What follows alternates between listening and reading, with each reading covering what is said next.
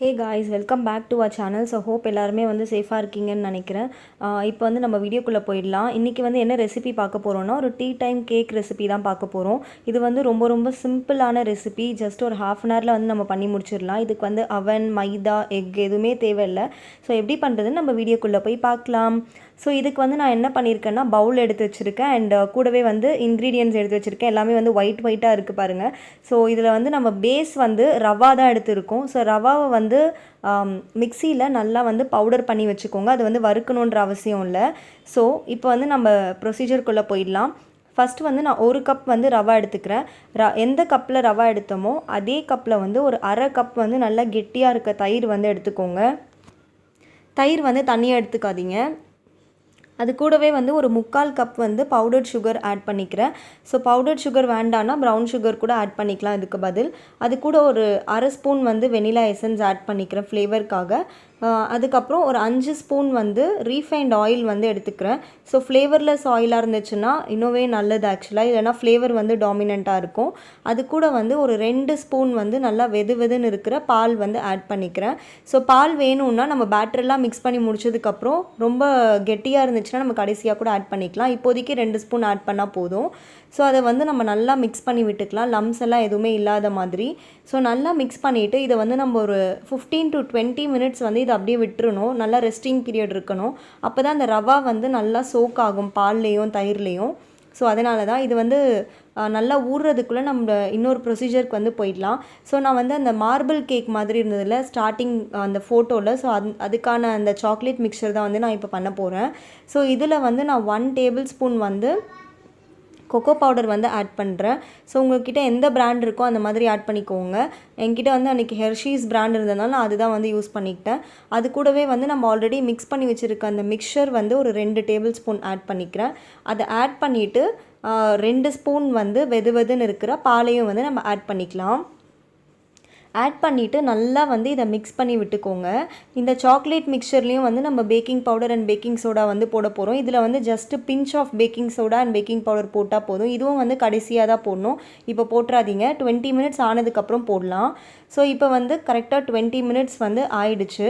20 minutes ஆனதுக்கப்புறம் நான் இதில் வந்து ஒரு 1/4 டேபிள் ஸ்பூன் வந்து பேக்கிங் பவுடர் போடுறேன். அதுக்கப்புறம் ஒரு அரை ஸ்பூன் வந்து பேக்கிங் பவுடர் வந்து ஆட் பண்ணிக்கிறேன். உங்ககிட்ட சப்போஸ் பேக்கிங் பவுடர் இல்லை அப்படின்னா நீங்கள் வந்து பேக்கிங் சோடாவை வந்து டபுள் த அமௌண்ட் வந்து ஆட் பண்ணிக்கோங்க. ஸோ பேக்கிங் பவுடர் இல்லைன்ட்டு வந்து நம்ம இருக்க தேவையில்ல, அதுக்கு பதில் நம்ம பேக்கிங் சோடா கூட அந்த வேலையை வந்து நல்லா ஈஸியாக பண்ணிடும். ஸோ இப்போ நம்மளுடைய சாக்லேட் மிக்சர் ரெடியாக இருக்குது, நம்மளோட ஒயிட் மிக்சர் ரெடியாக இருக்குது. அதுக்கப்புறம் நம்மளுடைய இட்லி பிளேட்டும் வந்து நல்லா நெய் அண்ட் கோதுமை மாவு தடவி நல்லா க்ரீஸ் பண்ணி அதுவும் வந்து ரெடியாக இருக்குது. இந்த ஒயிட் மிக்சரை வந்து ஓவராக வந்து மிக்ஸ் பண்ணி விட்டுறாதீங்க. இப்போ வந்து நம்ம என்ன பண்ண போகிறோம்னா, நல்லா இட்லி ஊற்றுற மாதிரியே வந்து அந்த 5 குழியிலையுமே வந்து நம்ம ஊற்றிக்கலாம். ஸோ உங்களுக்கு பார்த்தாலே தெரியும், நான் கரெக்டாக அந்த 5 குழி வர அளவுக்கு தான் வந்து நான் குவான்டிட்டி எடுத்திருக்கேன் ஆக்சுவலாக. ஸோ இது பார்த்தாலே உங்களுக்கு தெரியும். அந்த குவான்டிட்டிக்கு ஏற்ற மாதிரி நீங்கள் இன்க்ரீஸ் ஆர் டிக்ரீஸ் வந்து பண்ணிக்கோங்க உங்களுக்கு ஏற்ற மாதிரி.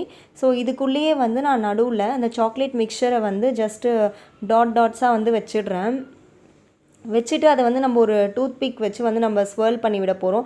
இல்லைனா நீங்கள் அப்படியே கூட விட்டுறலாம், அது வந்து ஒரு குக்கீஸ் மாதிரி கூட இருக்கும். அப்படி இல்லைன்னா இந்த ப்ரொசீஜரே எனக்கு வேண்டாம் அப்படின்னு நினச்சிங்கனாலும் நீங்கள் வந்து சாக்லேட் சிப்ஸ் வந்து அதில் வச்சிடலாம்.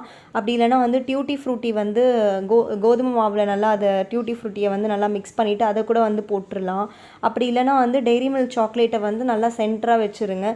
ஸோ இத்தனை ஆப்ஷன்ஸ் இருக்குது, உங்களுக்கு எது கம்ஃபர்டபுளாக இருக்கோ அதை பண்ணிக்கோங்க. ஏன்னா லாக்டவுன்ன்றதுனால இப்போ வெளியில் போக முடியாது இல்லையா.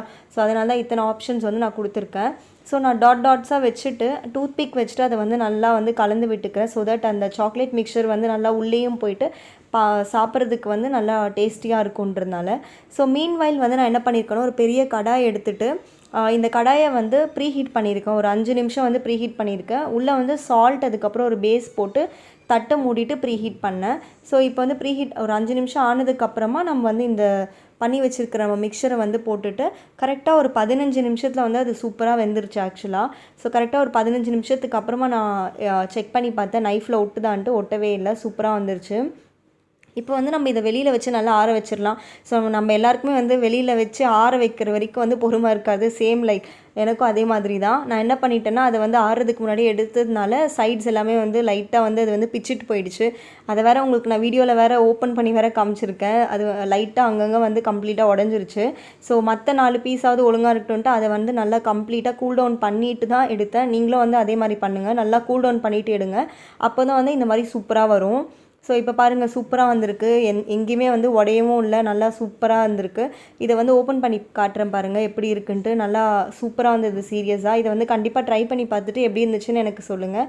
ஸோ அவ்வளோதான், இதோட இந்த வீடியோ வந்து முடியுது. ஸோ உங்களை இன்னொரு வீடியோவில் பார்க்குறேன். Bye friends, take care.